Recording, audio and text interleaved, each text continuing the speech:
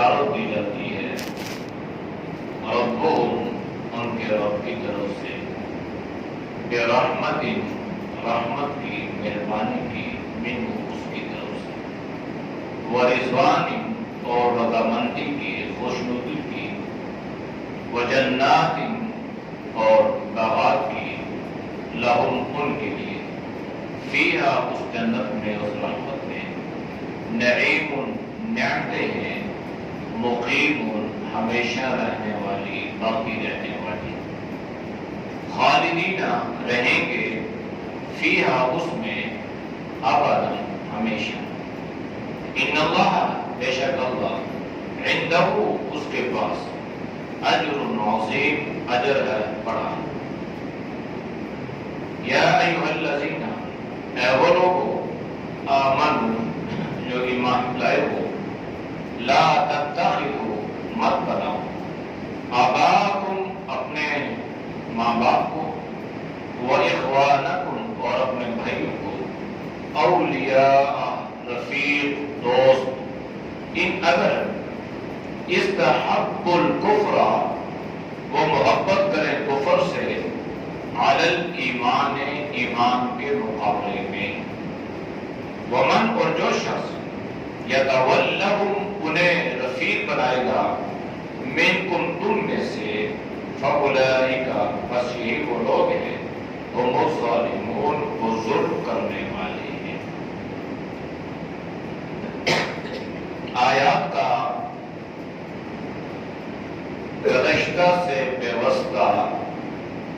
تعلق یہ ہے کہ اللہ نے ان لوگوں کو یہ خوشخبری سنائی یہ بشارت سنائی جنہوں نے ایمان لایا ہجرت کی ضرورت پڑنے پر اپنی جان کو مال کو اللہ کے راستے میں قربان کر دیا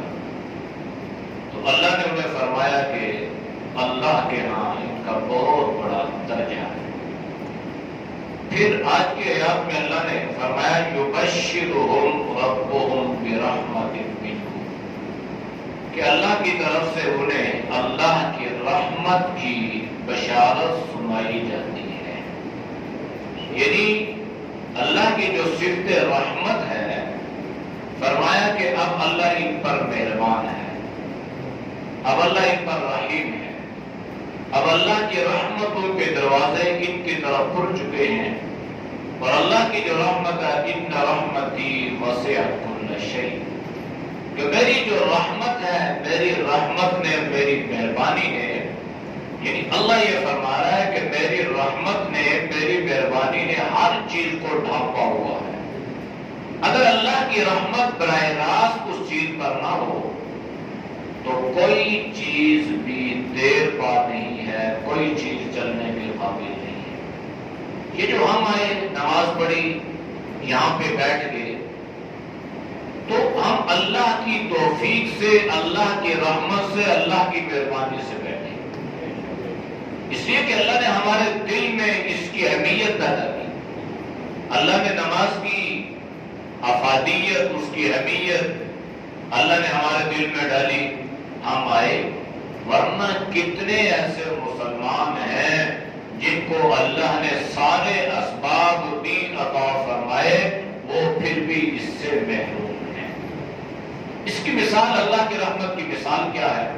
بارش کی طرح ہے بارش برستی ہے قطرے زمین پہ پڑتے ہیں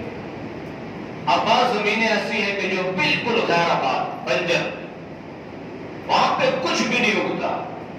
یا اگر کوئی اگے بھی تو وہ فائدے والی چیز نہیں ہے اور بعض چیزیں ایسی ہیں بعض زمین ایسی ہے کہ جب بارش اس زمین پہ برستی ہے تو وہاں پہ سبزیاں پھل اناج فروٹ ہر طرح طرح کی اللہ کی رنگ برنگی چیزوں کا وہاں سے جو ہے وہ اخراج ہوتا ہے وہ چیزیں نکلتی ہیں اور وہ چیزیں انسان اپنے استعمال میں لاتا ہے تو یہ مثال دل کی بھی ہے دل یا تو بالکل بنجر ہے یا تو بالکل زراعت کے قابل ہے تو اللہ سے یہ دعا کرنی چاہیے کہ اللہ ہمارے دلوں کو زرعی بنا دے آباد بنا دے۔ آپ صلی اللہ علیہ وسلم نے فرمایا کہ جس کے سینے میں، جس کے دل میں قرآن کا کوئی حصہ محفوظ نہیں ہے، وہ دل بھی غیر آباد ہے، وہ بھی بنجر ہے۔ اور فرمایا کہ وہ دل اس جو ہے وہ سوراخ کی مانند ہے جس میں سورج کی شعاعیں نہ پڑتی۔ یعنی جہاں پہ سورج کی شعاعیں نہیں پڑتی وہاں پر بھی کسی چیز میں اگر کوئی چیز پیدا بھی ہو جاتی ہے تو اس میں کوئی مٹھاس، کوئی حلاوت پیدا نہیں ہوتی۔ اب یہ جو پھل ہیں، یہ جو سبزیاں ہیں، سورج کی کرنیں پڑتی ہیں، سورج کی شعاعیں پڑتی ہیں، اس کی وجہ سے اللہ ان میں ذائقہ پیدا کرتا ہے، مٹھاس پیدا کرتا ہے۔ تو اللہ کی رحمت اتنی بڑی اہم اور اتنی ضروری ہے۔ دوسری چیز والرضوان، اللہ ان سے راضی ہو جاتا ہے۔ اور یہ کوئی معمولی بات نہیں ہے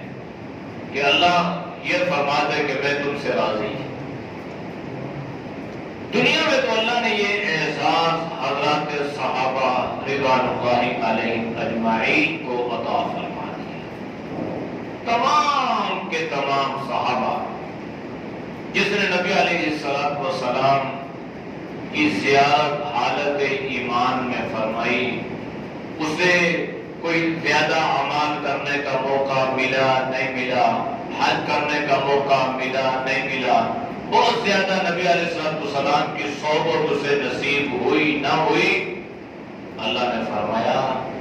کہ رضی اللہ عنہم ورضوا عنہ، میں ان سے راضی ہو گیا، وہ مجھ سے راضی ہو گئے۔ صحابہ میں اہل بیت بھی داخل ہے۔ جب ہم ذکر کرتے ہیں نا کہ صحابہ، تو اس میں اہل بیت بھی آگے، اس لیے کہ اہل بیت بھی صحابہ ہیں، وہ بھی صحابیات ہیں۔ ہاں اگر تخصیص کے طور پہ صحابہ اور اہل بیت بھی ذکر کر دیا جائے تو کوئی مظاہرہ نہیں، لیکن جب مطلقاً ذکر کیا جاتا ہے صحابہ تو اس میں ہر وہ آدمی، ہر وہ عورت، ہر وہ مسلمان مرد جس نے نبی علیہ السلام کی زیارت فرمائی ہو، وہ اس میں خود بخود داخل ہو گیا۔ تو تمام کے تمام صحابہ جو ہیں وہ کیا ہیں؟ جنتی ہیں۔ اس نے فتح مکہ سے پہلے ایمان لایا، فتح مکہ کے بعد ایمان لایا۔ اچھا، کبھی کبھی انسان بڑا حیران ہوتا ہے قرآن کی کہ اللہ ویسے علام الغیوب ہے، اللہ کو کیسا علم تھا کہ ایک امت آئے گی،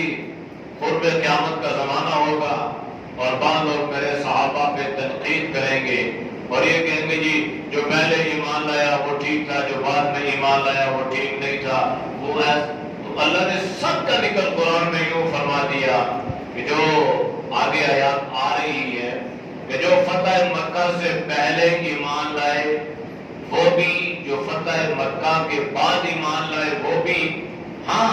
یہ الگ بات ہے کہ جو پہلے ایمان لائے ان کا مقام اور مرتبہ اپنی جگہ پہ ہے، اس لیے کہ انہوں نے بہت پریشانیاں، بہت مصیبتیں، بہت صعوبتوں کو برداشت کیا۔ بعد میں تو حالات ایسے نہیں تھے، پہلے تو ایمان لانا ایسا تھا کہ جیسا اپنے آپ کو موت کے کنویں میں دھکیلنا تھا، آگ میں چنگارا پکڑنا تھا، آگ میں کھیلنا تھا، ایسا تھا ایمان لانا۔ تو بعد میں حالات ایسے ہو گئے کہ ایمان لانا مشکل نہیں تھا۔ ذکر تو اللہ نے کیا قرآن میں درجات، لیکن فرمایا کہ جو پہلے بعد میں سب پہ کل وعد اللہ الحسنی، اللہ نے جنت کا وعدہ سب سے فرمایا ہے۔ لہذا صحابہ پہ تنقید کرنا یا صحابیات پہ تنقید کرنا یا کسی بھی خلفائے راشدین میں سے بالخصوص تنقید کرنا اصل میں قرآن کی آیات پر تنقید کرنا ہے۔ جب اللہ خود فرما رہا ہے کہ میں ان سے راضی ہو گیا،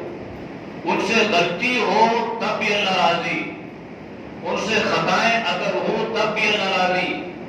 یعنی جب اللہ نے فرما دیا کہ یہ مجھے ہر حال میں پسند ہے، یہ صحابہ مجھے ہر حال میں پسند ہیں، میں ان سے راضی ہو گیا اور اسی خوشی میں میں نے ان کے لیے جنت کا اعلان فرما دیا، تو یہ تو جنت، یہ تو دنیا میں اللہ نے فرما دیا کہ یہ تو جنتی ہے، لیکن عام عمومی طور پہ اللہ نے ذکر فرمایا ہوا رضوان، کہ انسان کو اگر اللہ کی خوشنودی اور اللہ کی رضا نصیب ہو جائے تو یہ بہت بڑی عظمت اور بہت بڑی سعادت ہے۔ وَجَنَّاتٍ لَهُمْ فِيهَا نَعِيمٌ مُقِيمٌ، ان کے لیے باغات ہیں، جنت ہے، باغات ہیں، اور فِيهَا نَعِيمٌ مُقِيمٌ، اور ان میں ہمیشہ ہمیشہ کی نعمتیں بھی اللہ عطا فرمائے گا۔ یہ جو اللہ نے آخرت کا ذکر فرمایا نا کہ وہ ہمیشہ ہے، کہیں خالدین، کہیں فیہا ابدا، کہیں نعیم مقیم،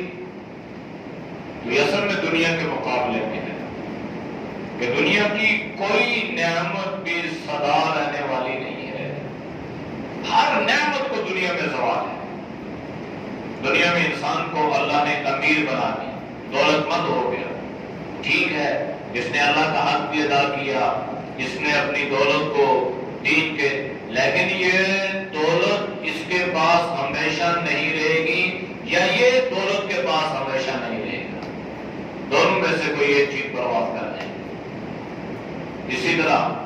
انسان کو اللہ نے جوانی عطا فرمائی، بڑی نعمت ہے، لیکن وہ بھی سدا نہیں رہتی، وہ بھی ڈھل جاتی ہے، شام ہو جاتی ہے۔ انسان کو اللہ حسن و جمال عطا فرماتا ہے، وہ حسن و جمال بھی مرنے سے پہلے پہلے جواب دے جاتا ہے، چہرے پہ چھیاں پڑ جاتی ہیں، کمر جھک جاتی ہے، رنگ پیلا پڑ جاتا ہے۔ تو اللہ فرماتا ہے کہ وہاں پر جو انسان کو، مسلمانوں کو جنت میں نعمتیں ملے گی نا، تو وہ ایسا نہیں ہوگا کہ کوئی نعمت مل جائے اور پھر یہ خدشہ لائق ہو کہ یہ نعمت چھن جائے گی، وہاں پہ نعمتیں چھنیں گی نہیں، ہمیشہ ہمیشہ ہو جائیں گے۔ خالدین فیہا ابدا، خالدین رہیں گے فیہا، اس میں، اس نعمتوں میں، اس جنت میں، ان باغات میں، ابدا ابدا، ہمیشہ ہمیشہ، تا ابد الآباد۔ وہاں پر موت نہیں ہے، وہاں پر بیماری نہیں ہے، وہاں پر دکھ نہیں ہے، وہاں پہ پریشانی نہیں ہے، وہاں پر سکھ ہی سکھ، خوشی خوشی، راحت ہی راحت، زندگی ہی زندگی۔ دنیا میں یہ ساری چیزیں، زندگی ہے تو ساتھ موت کا کانٹا، صحت ہے تو ساتھ بیماری کا کانٹا،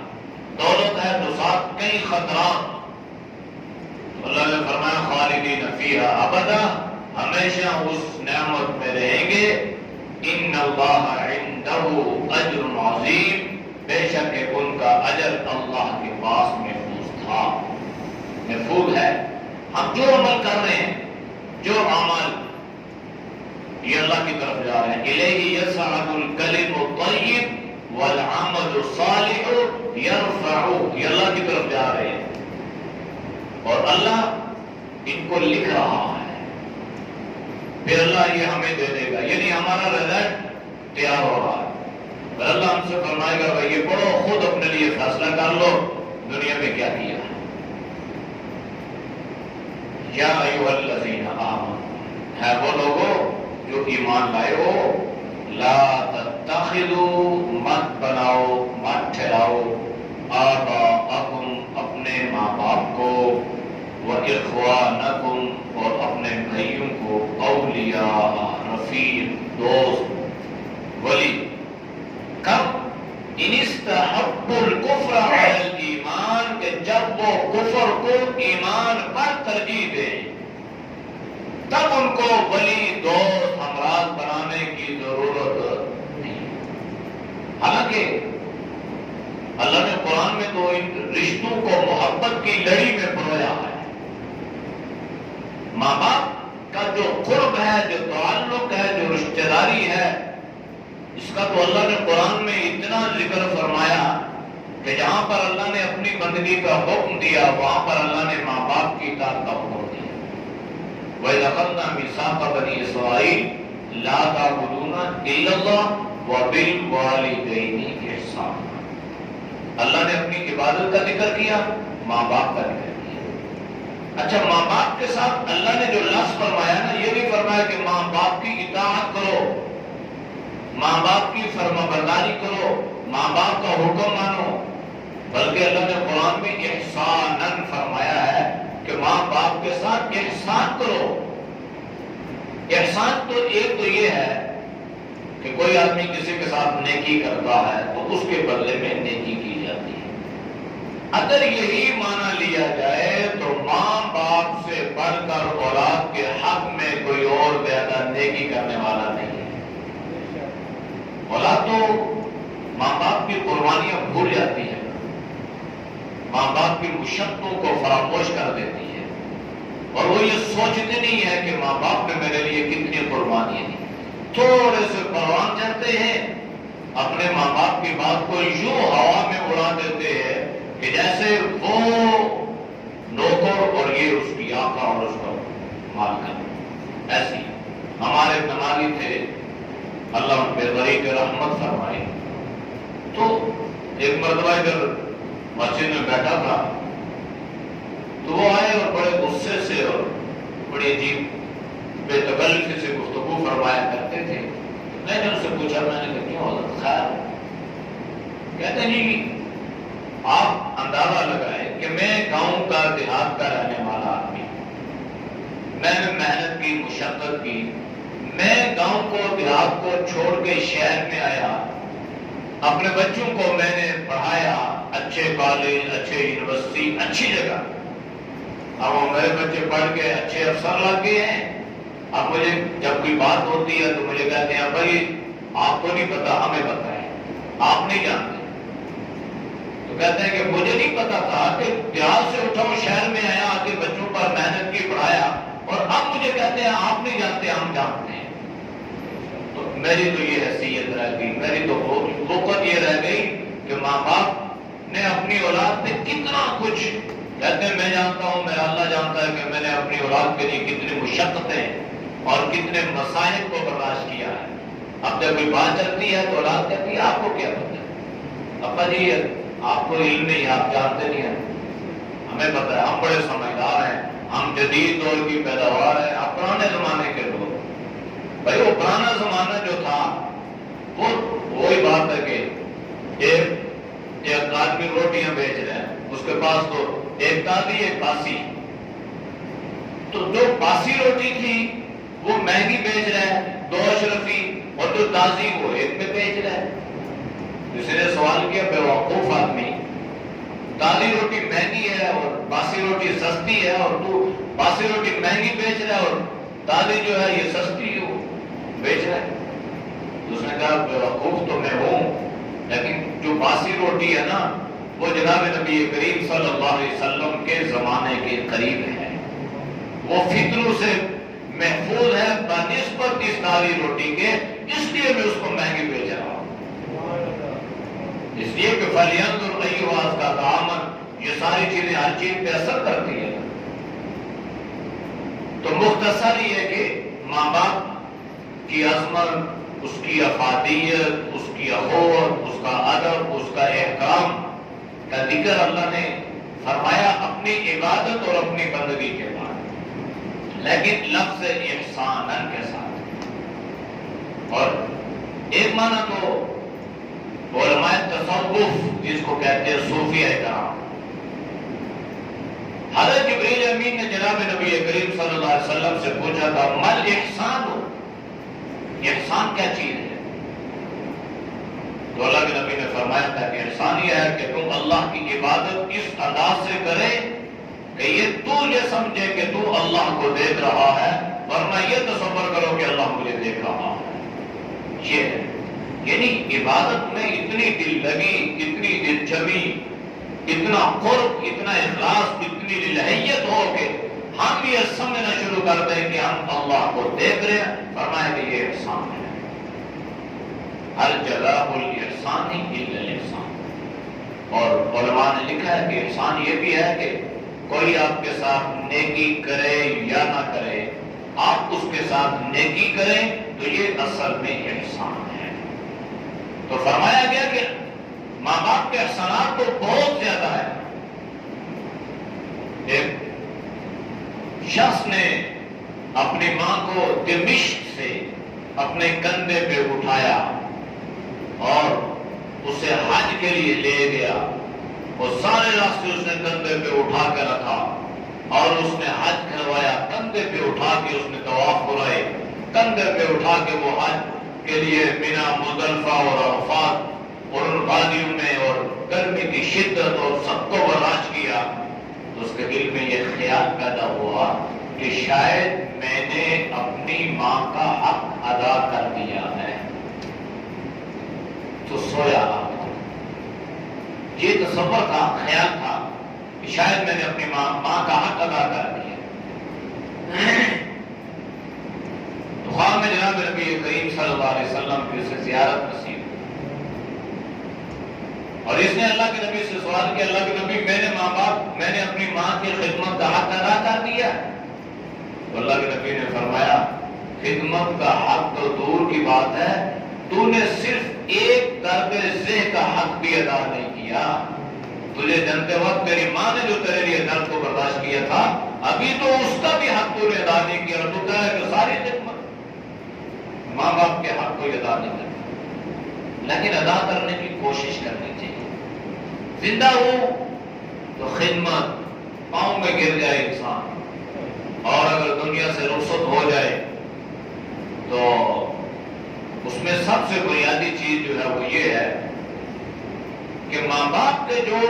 متعلقین ہوتے ہیں، تعلق والے ہوتے ہیں،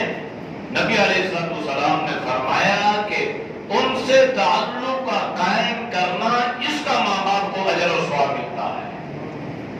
اس لیے بڑی ذمہ داری ہوتی ہے، پتہ ہی نہیں ہے ماں باپ کا کس کے ساتھ تعلق تھا، کیسا تعلق تھا، اچھا تھا، برا تھا، بالکل انسان اس کو فراموش کر دیتا ہے، جبکہ حدیث میں آپ صلی اللہ علیہ وسلم نے فرمایا کہ نہیں، یہ ماں باپ کے سکون، اطمینان، راحت اور یہ ان کے لیے احسان ثواب کا بہترین ذریعہ ہے۔ میرے والد صاحب کا جس کے ساتھ تعلق تھا، میں اللہ کی رضا کے لیے، تو میں اس نیت سے ان کے ساتھ اپنا تعلق برقرار رکھوں کہ یہ میرے والد صاحب کا بھائی ہے، کزن ہے، رشتہ دار ہے، پڑوسی ہے، جاننے والا ہے، تعلق والا ہے، تو اس نیت سے ان کے ساتھ تعلقات کا رکھنا، جناب نبی کریم صلی اللہ علیہ وسلم نے فرمایا کہ یہ اصل میں احسان ثواب ہے، یہ ثواب پہنچ رہا ہے۔ تو ہم جو ہے یہ دنیا پرستی اور مالا پرستی میں اتنے، یا میں چلو کی کوئی سوچ بوجھ اگر ہے تو دنیا میں اتنے پھنس چکے ہیں کہ پتہ ہی نہیں ہے کہ ہمارے ماں باپ کا کس کے ساتھ تعلق تھا، کس کے ساتھ نہیں تھا، بس ایسے ہی۔ تو اس لیے اللہ نے فرمایا کہ آباءکم، تمہارے ماں باپ جو ہیں بہت قریب ہیں، اخوت، محبت، بھائی چارہ، تعلق، ادب، احترام، احسان، ساری چیزیں اپنی جگہ پہ ہیں۔ اور دوسرا رشتہ اخوان، تمہارے بھائی، اپنا خون، اپنی قرابت، اپنا سہارا۔ تو فرمایا کہ انہیں دوست یا رفیق یا ہمراز مت بناؤ، کب؟ جب تمہارے ماں باپ، تمہارے بہن بھائی، تمہارے دوست احباب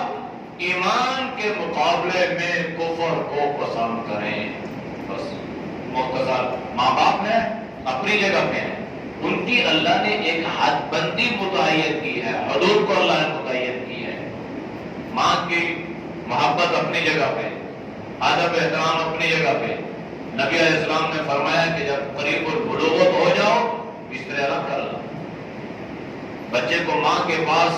سونے کی اجازت نہیں ہے، اللہ نے ایک حد بندی کر دی، شریعت نے ایک حد بندی متعین کر دی۔ بہن سے محبت بھائی کی اپنی جگہ پہ، لیکن ان کو آپس میں اس طرح سونے کی اجازت نہیں ہے۔ تو اللہ نے فرمایا کہ ان استحب الکفر علی الایمان، اگر یہ رشتے ماں باپ، بہن بھائی، بیوی بچے ایمان کے مقابلے میں کفر کو ترجیح دیں، کفر کو پسند کریں، تو پھر یہ تمہارے ماں باپ نہیں ہے، تمہارے بہن بھائی نہیں ہے، تمہارے دوست نہیں ہے۔ اس لیے کہ ان رشتوں کی اہمیت اور افادیت جو ہے یہ ایمان کے مقابلے میں رائی کے دانے کے برابر کی حیثیت نہیں رکھتی ہے، اس لیے ایمان کو ترجیح دینی ہے۔ شریعت کیا کہتی ہے، دین کیا کہتا ہے کہ ماں باپ اگر کافر ہو تو بھی ان سے بدتمیزی جائز نہیں ہے، بے ادبی جائز نہیں ہے، ان کی گستاخی جائز نہیں ہے۔ ہمارا دین ہمیں یہ سبق پڑھاتا ہے، لیکن یہ بھی نہیں ہے کہ آپ ایمان کے مقابلے میں انہیں ترجیح دیں۔ ماں باپ بہن بھائی یہ ساری دنیاوی رشتے ایک طرف اور دین ایک طرف، اگر ان کا مقابلہ دین سے ہو جائے تو پھر ایمان والا جو ہے ان کو چھوڑ کے دین کو ترجیح دیتا ہے۔ ماں باپ کہتے ہیں یہ کرو، دین کہہ رہا ہے یہ کرو، تو پھر ماں باپ کی نہیں ماننی، دین کی ماننی۔ تو مختصر فائدہ کلیہ ہے وَمَن يَتَوَلَّهُم مِّنكُمْ، اگر تم ان کو ولی بنا لو گے، دوست بنا لو گے، وہ لوگ، وہ ماں باپ، وہ رشتے دار، وہ دوست احباب جو کفر کو ایمان کے مقابلے میں پسند کرتے ہیں، اگر تم ایسا کرو گے فَأُولَٰئِکَ هُمُ الظَّالِمُونَ، تو تم اپنی جان پہ ظلم کرنے والے ہو۔ اعوذ باللہ من الشیطان الرجیم، بسم اللہ الرحمن الرحیم، یبشرہم ربهم برحمت منہ ورضوان وجنات لهم فيها نعيم مقيم خالدين فيها أبدا إن الله عنده أجر عظيم يا أيها الذين آمنوا لا تتخذوا آباءكم وإخوانكم أولياء إن استحبوا الكفر على الإيمان ومن يتولهم منكم فأولئك هم الظالمون۔ صدق اللہ۔ الحمد للہ رب العالمین والعاقبۃ للمتقین والصلاۃ والسلام علی نبیہ الکریم۔ یا اللہ ہم سب کے سر اپنے معاف فرما، گناہوں سے حفاظت فرما۔ یا اللہ ہمارے آباء و اجداد، یا اللہ جتنے رشتہ دار دنیا سے رخصت ہو چکے ہیں، یا اللہ ان کی مغفرت فرما، اللہ ان کے درجات کو بلند فرما، مقام علیین نصیب فرما۔ یا اللہ جن کے ماں باپ زندہ ہیں، یہ دونوں میں سے کوئی ایک زندہ ہے، یا اللہ ان کا سایہ قادر ان کے سروں پہ قائم اور دائم فرما۔ یا اللہ ان کو صحت ایمان والی زندگی نصیب فرما، ان کی محتاجی سے اللہ کی حفاظت فرما۔ یا اللہ تو ہم سب کو نیک اعمال کی توفیق نصیب فرما۔ یا اللہ ہر طرح کے برے اعمال سے، یا اللہ ہر طرح کی پریشانیوں سے، یا اللہ ہر طرح کی خباثتوں سے، حماقتوں سے اللہ تو ہم سب کی حفاظت فرما، پوری امت کی حفاظت فرما۔ اے اللہ جتنے دعا سبا بزرگ کی رضا کے لیے در سے قرآن سنتے ہیں، اللہ ان کے سننے کو قبول فرما۔ یا اللہ تو سب کی جان مال ایمان صحت میں اللہ برکتیں عطا فرما۔ صلی اللہ تعالی